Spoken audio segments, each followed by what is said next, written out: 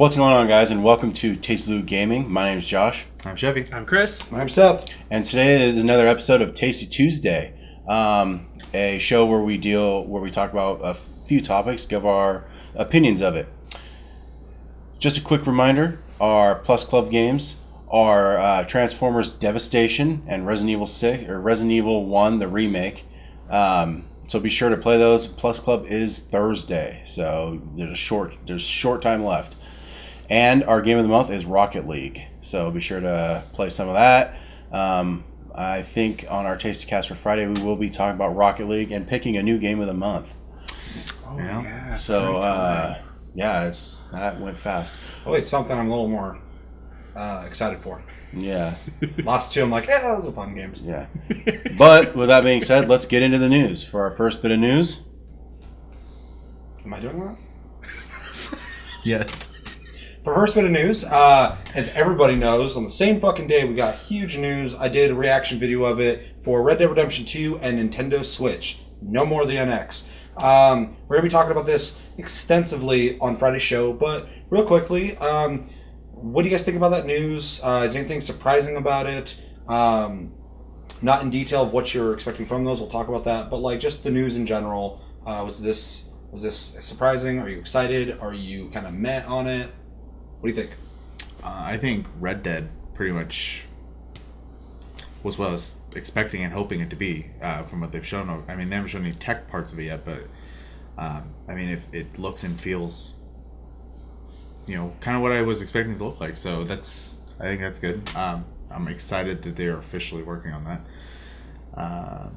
I mean, other than that, the Switch was a pleasant surprise, I will say. I was expecting not to be very excited, and I am actually kind of excited now. So, Switch was pretty unique for me. I haven't really been surprised by a Nintendo system in a little bit, so it was kind of nice to see them. And obviously, their target audience was more of a grown-up kind of feel. There were no children or old people in that fucking ad. Definitely, so, it's less family-oriented. It just seems like a console. Yeah, so it surprised me. It looks like they are focusing on an actual console, which is kind of nice. And then Red Dead Redemption 2, my dick is hard. Let me have it. Chris? None of this news really shocked me, to be honest. We've been talking about the Switch for a while. I hate the West. I hate horses. I still think they're lying to you. It's going to be a tabletop tennis game. It's just a big lie. It's a big long con. It's just a theme for trailer. their fucking tabletop tennis game that came out 6 years ago. Just comes out and they're fucking. Everybody's like, "What the fuck?" They're like, Cowboys playing what? table tennis. Yeah. Are you excited for Red Dead or? I haven't played any of them, so. And Switch. Switch, Fair. all right. I'm really excited for Red Dead. It looks awesome. I expect it to be just like the last game at the very least with better graphics, but I know it's going to be more than that. It's been a while since Grand Theft Auto 5 has come out, so I'm really stoked to see what every time Rockstar takes their time, makes a new game, we get a huge jump in technology and just playability. And aside from the speed bump that was Grand Theft Auto 4, they've just made stellar games. Switch, I'm already sold on it. I just got to see game lineup, and other than that, I want it. I think it's really cool that it is an actual fucking console with really good ideas for gaming. No gimmicks. It's just it's a portable console and it's an at-home console. There's no gimmick there. That's fucking smart. If it works like a portable console well and lasts long enough to be portable, they're on to something. They just got to support the fucker, and they haven't been doing good on that for the last couple consoles. So I hope they do it. But I'm excited for both. So. All right. This, just a quick, was, it seems like their media and marketing push for this is a little bit larger than it was for, like, the Wii U. The Wii U is so relaxed, it's weird. Mm-hmm. It's like they wanted that thing to fail. Yeah. Well, it was like, well, the Wii did really well, so fuck even announcing this thing. Let's just throw it out there and see what happens. No, it definitely seemed like they're overly confident because the Wii sold so well. But they're like, oh, the Wii U. They call it the fucking Wii U. Old people and kids aren't going to differentiate with that shit. There's like... They still know people now. I've known people who didn't even know the fucking Wii U was a thing. Yep. Yeah. They're like, isn't that the Wii? Market confusion. I couldn't call it the Wii 2. No, I've actually talked to people before about the Wii U, and they're like, what? The Wii?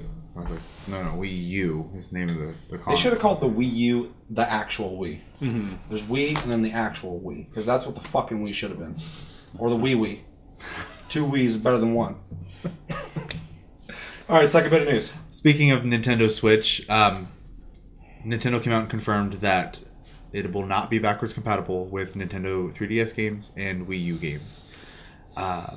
They did emphasize word physical, though. So digital is still on the table unless they, come out later and say it's not.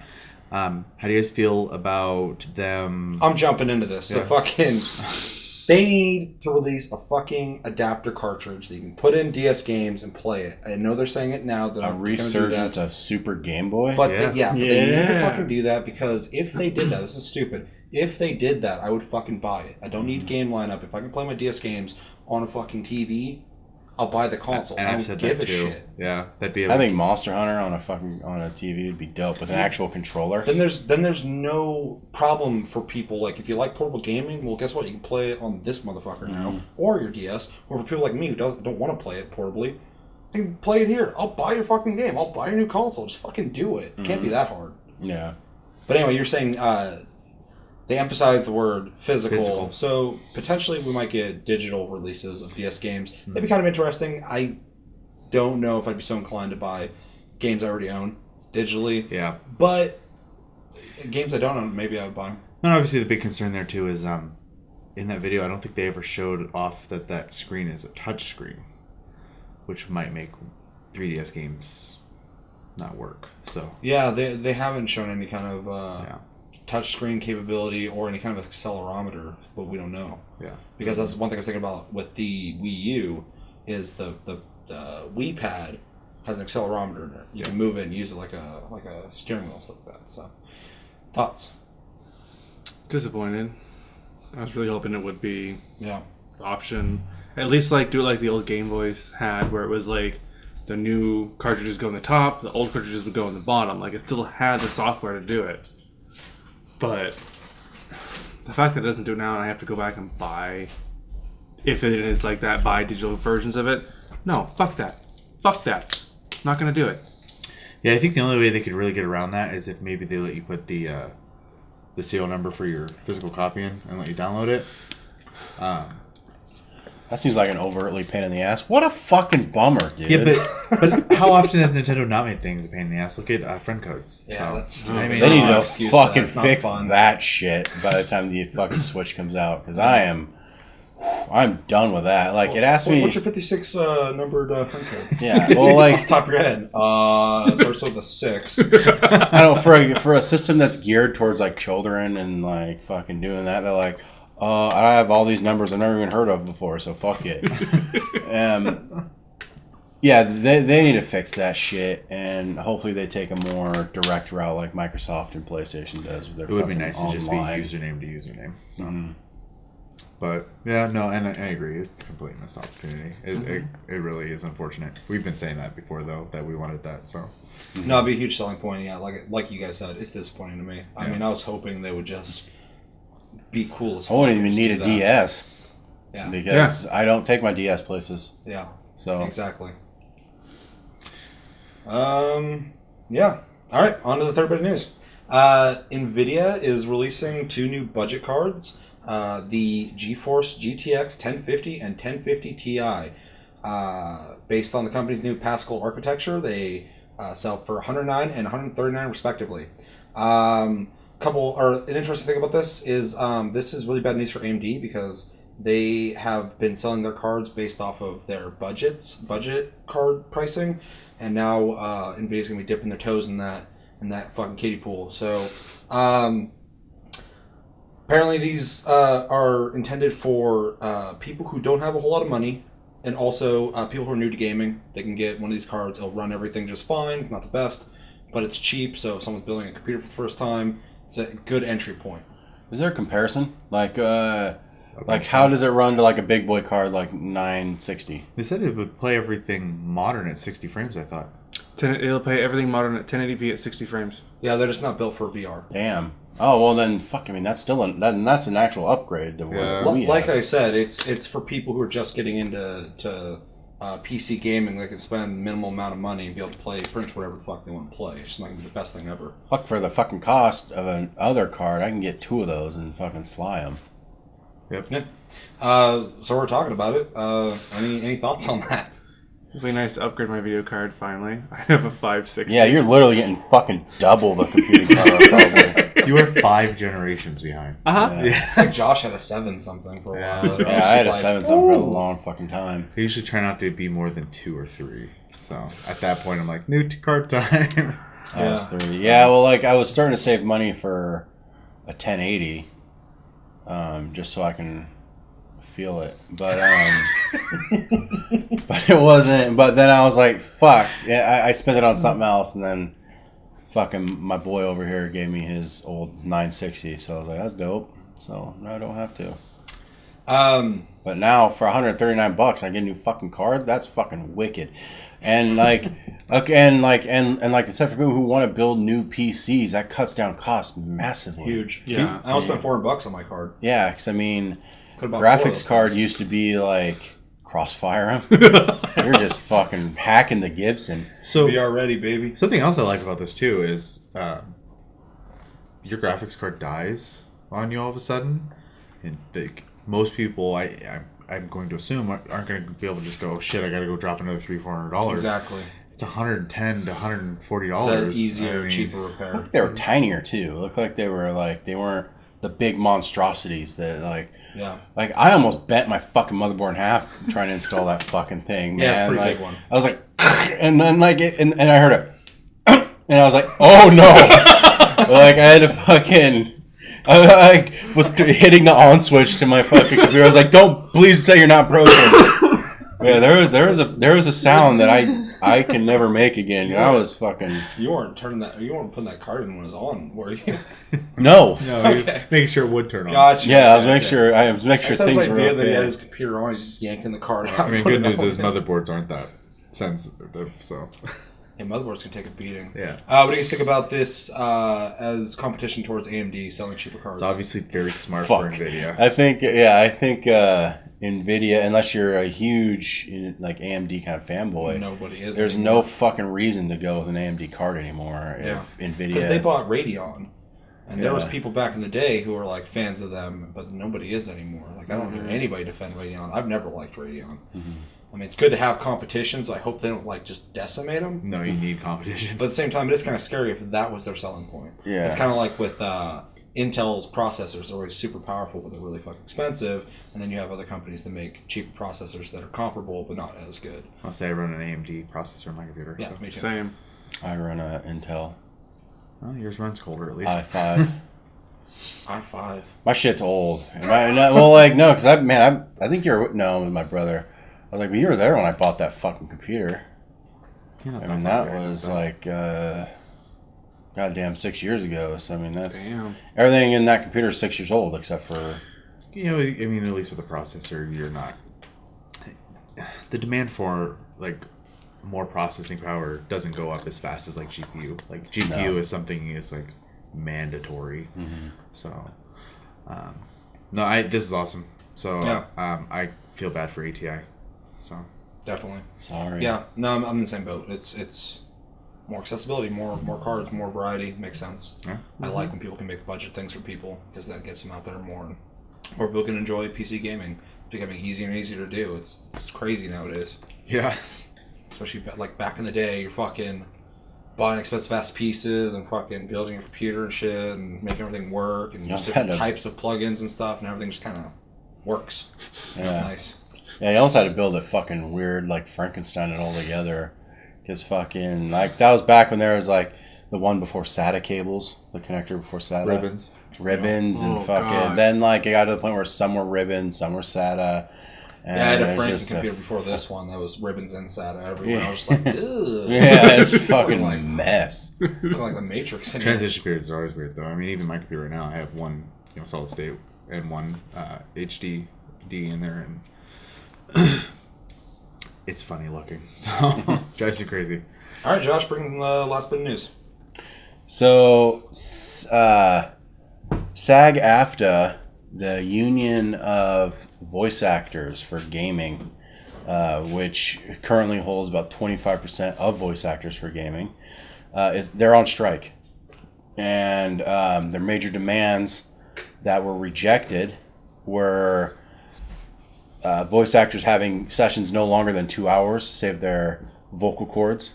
And I know to be honest, that sounds weird, but it is. You brought up, it's them grunting, it's them screaming, and they have to do that take over and over and over and over again. Yeah. It's not quite the same, but if you watch like the dude who plays like Goku and the guy who plays Vegeta in their booth, the guy who plays Goku is like passed out multiple times. He's just sitting there going, ah! Just like multiple takes. Yeah, I can't imagine. Yeah. And then their second demand was that they get what they call second payments every time their game, the game that they worked on, reached a 500,000 sales goal. Up to 2 million, they got paid for each goal. Each bracket of 500,000. Yes. Yeah. So that was their major demands. Companies pretty much told them to fuck off. So they're on strike. And it includes pretty famous voice actors. The guy who did Batman, I just completely forgot his name. I'm Batman. And I just completely forgot the chick's name who played Shepard in... Femship? Yeah, who played in the Mass Effect series. And even Will Wheaton is on strike with them. So, I mean, they have heavy hitters in that kind of industry. There's some bigger voices supporting it. That makes sense. Nolan North is not on it, though. No. Because he's taking all the business and he's fucking making all the money. Yeah. So I don't think he's too worried about it. Yeah, so what do we think about that? I mean, does it make sense to you guys? Are they just complaining? It makes complete sense to me, and it's completely fair in my opinion. Specifically, looking at the example of Grand Theft Auto 4, speaking about that game again for some reason in this episode, the guy who played Nico Bellic, he got paid a flat fee for doing the part. He's an unknown voice actor, so they paid him like nothing, which is probably great at first. Like, oh yeah, here, just do this. And then he ended up suing them because the game made so much money, he saw nothing of that. I actually left out a part, and that just fucking another stipulation was telling the voice actors what game that they're working on. Yeah, because a lot of people don't know, and that's what was Nico Bellic's problem. Was fucking he didn't know what game he was working on, so he couldn't negotiate a contract price and all stuff like that. So there's I do that whole thing. There's controversy over it, but I completely support him. I think it's fucked up. They know that they're going to make a lot of money off that fucking game. Specifically now, they can't pull that shit. Yeah. Because they're gonna make a shitload of money. And if you're the main character of that game, people have to listen to you talk the whole fucking game. You should be entitled to some royalties. And he didn't do bad. He did great. Yeah. He did great, and that's not even the issue though. Like fucking they completely fucked him. And I believe he did get paid for that. But this is good because it's a job like any other job. You should be protected in certain ways. You shouldn't be able to get fucked over so easily like that. Being sneaky, not telling you what fucking game you're working on. Oh, this is a ping pong game. It's not Grand Theft Auto 4. You play a character named John Marston in a demolition derby game. You know, and it's gonna be real shit. So don't even worry about it. Yeah. Here's $1,000. Get the fuck out of here. And then being more fair about how many takes you have to do in a row or whatever, how long you're doing that for. Yeah, I mean, that's the same as like taking proper precautions if you're working a physical job and you're making sure everything's safe. I mean, even actors go for so many takes and then it's like, all right, we need a break or fucking something like that. I mean, so it's literally no fucking different. I mean, you're using your voice. Then that's your moneymaker. You can't fuck it up. Well, yeah, if you destroy that, you're out of a job. Yeah, it's athletes playing games fucking time after time after time after time, and they fuck up their body. That's their moneymaker. I mean, so they have to protect themselves. Yeah. So I think it's completely fair. I hope it works out for them. I'm glad they're on Unity and striking together because that's how you get shit done. Otherwise, they're not going to listen. If there's a bunch of people who just are not going to work, they got to find work somewhere else or other people, or they got to play ball, and I think they should. Well, my biggest concern with it is since it's only 25% of the voice actors, and they don't even have heavy hitters like Nolan North or the guy who played Joel. Troy Baker. You know, like, they need to get more people on their side with this. I mean, I know they probably don't give a fuck because they are... I think it'd be... They started at some low point anyway, too. It'd be nice to see them support these people. Yeah. 'Cause I don't think these people, the 25% of people, I don't think they're demanding a whole lot. I don't No. think I so think either. I think it sounds completely fair. Yeah. They don't want to be treated like fucking piece of shit, and they want to get paid fairly for games that make fucking a shitload of money. Yeah, and I don't see any wrong. In a lot of fucking actors themselves, they have like clauses in their contracts. They like, we get a piece of the fucking money depending on how famous this movie gets or how much it sells or fucking whatever, a piece of the box office profits. So I don't see nothing wrong. Voice actors are actors. I mean, Exactly. There's no difference. So, And video games now are as big, if not bigger, than movies. and even with facial recognition and stuff like that, you are 100% acting now. You're not just in a, But even if it's just voice, it's still acting. And it seems like the infrastructure of how things are run with gaming hasn't caught up to where movies are, because they've been around for so long. Right. And it still needs to catch up. This is going to keep happening until things get standardized and get better. I just hope it does, because it sounds like there's some still quite a bit of unfair practices going on in how this is ran. Chevy and Chris, let's get some words out of you guys. I think it's a good idea that they're doing this. I feel bad for them, mostly because they're only 25%, and so there's a lot more competition out there who are not part of this, who are going to get the jobs now.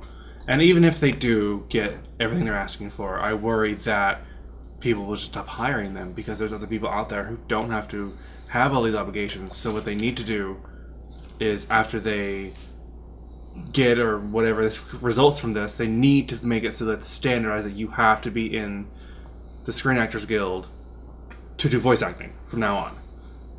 Like, that's the only way you can like save your career. And I think that is going to fall in line of the standardizing of stuff like that, because of course that's like that in movies, stuff like that. That is a really scary point that you brought up that made me think, like, because it is only 25%, they don't have full support, and anyone who is a part of this, hopefully it is successful, because if not, they might be risking their jobs at this point, because people might be like, might be getting blackballed. They're gonna make a fucking fuss, we don't want to work with you or whatever. So yeah, that is kind of scary. So hopefully they get more support. Yeah, and it's going to be hard for people who aren't in that union, because like, if like, let's say Nolan North, though unlikely because of the size of his name at this point, but he That's busy. spoke out and was supportive, companies might also look at him and go, well, no, we don't want to hire you now because you're not in our best interest anymore. Yeah. So that, I mean, that's kind of tricky for the people who aren't in the union as well.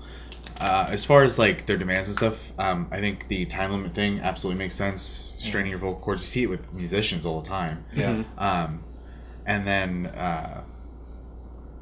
knowing what project you're working on, I think that's a big must. The bonus aspect, which is not what the way they worded it, but essentially what it is, I think there's room there for negotiation for them. Because I don't know enough, like, because I'm not a voice actor and I haven't done a lot of research in it. I don't know what they get paid on average. I don't know, like, anything. So where I'm at on it is, I'm not worried about the specific number, but more so I think people should be, whatever the percentage is, entitled to revenue off a game that's growing and that's why I how said much it's making. There's room for negotiation, I think. Like, if the game doesn't make that much money, I don't think they should have to shell out a bunch of money to that actor. But if the game is super successful, that actor is part of the reason why it is successful. They should get something from that. Yeah, and the main reason they were saying that they're fighting for that specifically is for when actors are in between jobs, they still get a kind of a paycheck. Well, it makes sense. I don't know if that figure, if it's such a, like, I don't feel it's such a locked in thing. As for like, I think they do need to have breaks, and I do think they need to know what they're working on. I don't think those are I don't think there's a lot of wiggle room. No, there isn't. As for the other one, they can negotiate on that. They don't have to be super stubborn on. Sure, it'd be nice if they they got everything they wanted, but that's not how negotiating works. I mean, all three of us have worked union jobs. It's give and take. Like, you have to lose something to get something. Mostly take. But it's pretty standard though in movies. If you're an actor in it, even if you're not even a big actor in it, you still get a cut as the movie keeps making money over time. I was watching a thing on a couple of the dudes from, I think, Pulp Fiction, some like random guys in the background, something like that, were saying that they still, like, every once in a while get like $20 in the mail anytime it shows up on TV. They're like, it's not much, but it's cool. get like, so bigger actors have residual income from its longevity and success. No, sure. Which, I mean, since they are responsible for that, aside from the directors and all that shit, there's a lot of people that go into that. It makes sense to me. If that movie's still making money and you were part of that, I feel like that's fair. So the same thing I think should be with games. Yeah. Mm-hmm. So, I mean, like, games don't last, they don't have the same longevity unless they're, like, huge cult following games. But So they have to be a pretty special game. But, like, if you have, like, a Call of Duty and you voice act on it, the fucker sells, like, 20 million copies or whatever, Yeah. and you got, like, paid, like, whatever. I'm repeating myself at this point, but you should get part of that. Well, and if you look at figures like Call of Duty, where you are getting 20 million sales, the figures you brought up with the 500, 1 million, 1.5, and 2, I mean that's gonna happen quick with a game like that. So that that makes sense. They sell like 8 million in but a day. I don't think that figure works on every title. Is all I'm saying. Definitely, and I agree. There is room there for sure. talk. Any last thoughts on that? I wish you guys luck. Yeah. I mean, I've been through 3 negotiations at my last job with unions, and it's never fun. So Never a fucking always an uphill battle. Yep. So wish you the best. Well, that's all of our topics for today in Tasty Tuesday. Thank you for watching Tasty Loot Gaming. Again, my name is Josh. I'm Chevy. I'm Chris. I'm Seth. And be sure to catch us on Twitch, Sleep Division, Tumblr, Twitter, Tasty Loot Gaming. Be sure to play our Plus Club games. Be sure to play the Game of the Month. Very short time frames for those. And until next time, we will see you later.